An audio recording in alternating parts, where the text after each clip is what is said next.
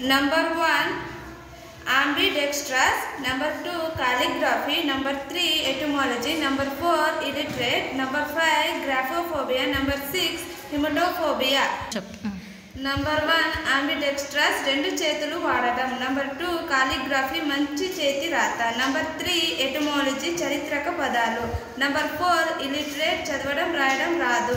Number 5, graphophobia, రాయడం అంటే భయం. Number 6, hematophobia, రక్తం చూస్తే భయం.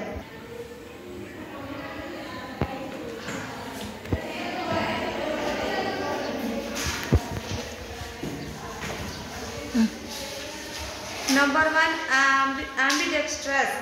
D, able to use both hands equally well. Number 2, calligraphy. E, the art of good handwriting. Number 3, etymology. A, the study of the origin of word. Number 4, illiterate. G, the person who cannot read or write. Number 5, graphophobia.